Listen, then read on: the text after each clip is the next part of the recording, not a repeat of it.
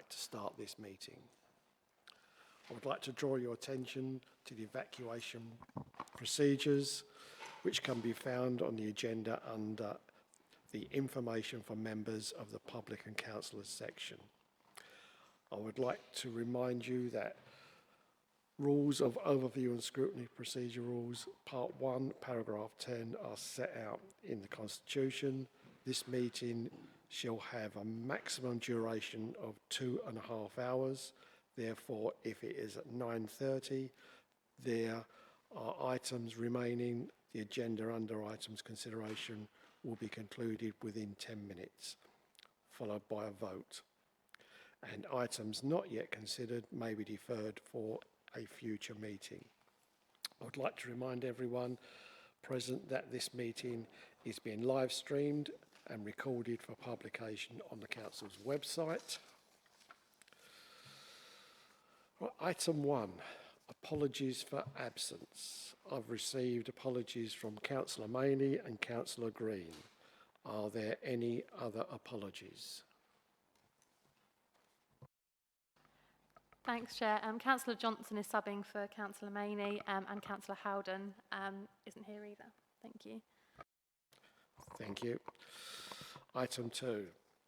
I move that the minutes of the meeting held on 3rd of September 2025, as outlined in the agenda, are approved and as a correct record. Are there any comments on the accuracy of the minutes? Therefore, the minutes are therefore approved. Thank you. Item 3, declarations of interest. Does anyone have any declarations of interest to be made? No. Item 4, unplanned scrutiny items and members' right of reference. I've not been notified of any unplanned scrutiny items or members' right of reference. Item 5, which is the Q1 2025-26 finance report. Can I ask Dawn Calvert or Councillor Maurice Cook to present the report, please? Thank you. Just before we go forward, Dawn has asked to introduce David, a new member of her team. Thank you very much, Councillor. So I just wanted to introduce to the committee David McNamara, who's joined the council as Deputy Section 151 officer. So David's my deputy. So David's been here a couple of weeks, and it's great to have an extra pair of hands. So you'll be seeing David a lot more at this committee. Thank you. So we do have a set of slides that we will be going through, but I'd just like to introduce the report. So for 2025-26, the Council set a general fund revenue budget of 240.7 million.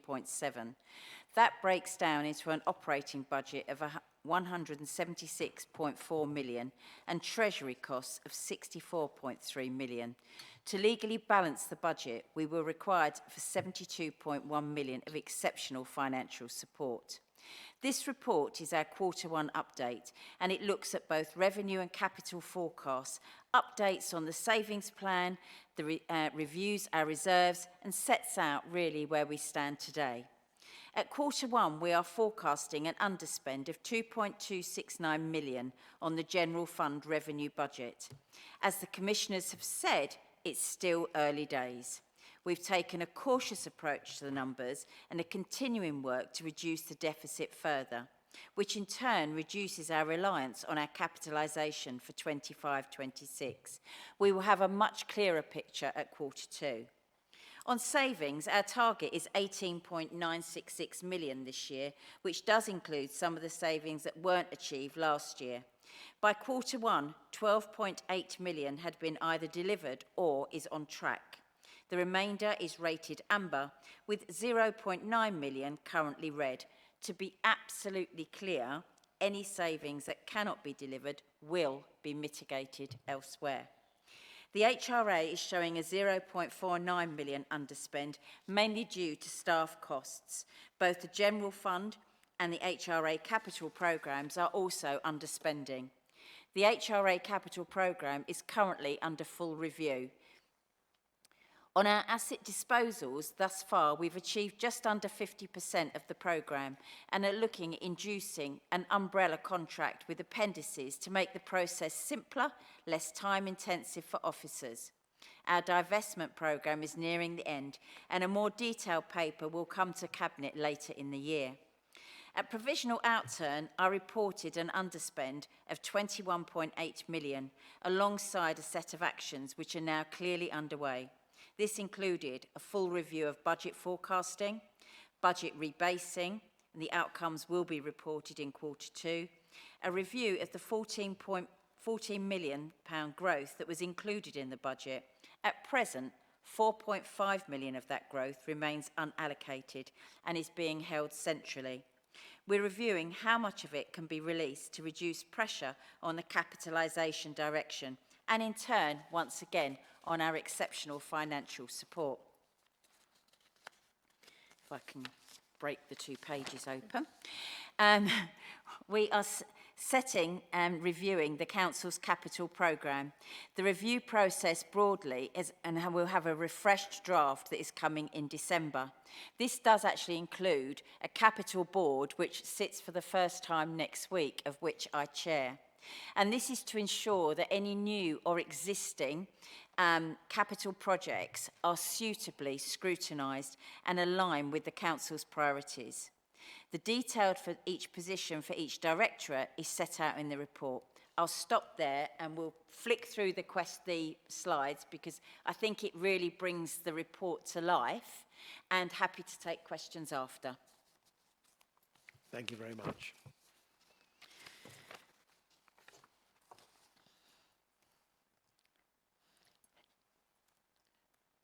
So realistically, this is basically what I have just spoken about, but it's there for you. So going forward, if it's something that you would like to be more interested in, obviously we're happy for you to have a copy of the presentation, because I think it probably brings to life a lot more what I've said rather than just listening to me drone on.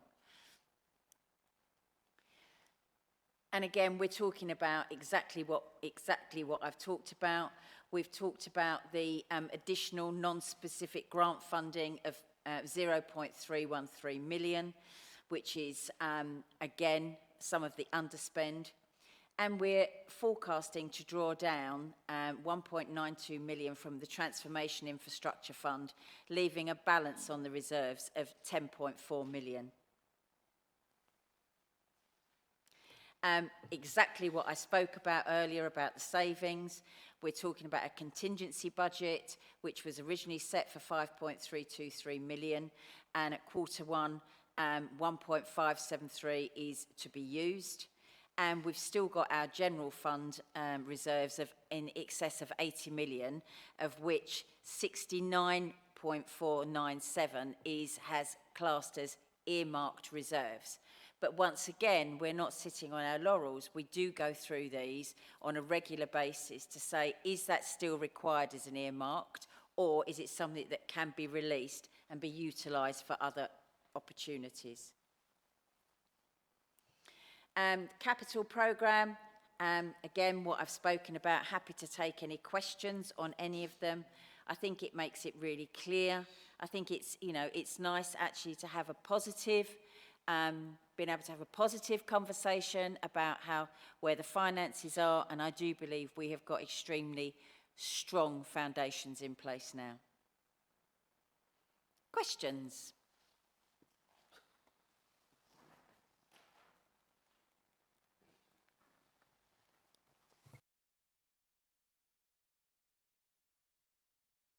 Councillor Cecil. Good evening all. On page 15 on the 1.10, the HRA capital programme, it says revised budget.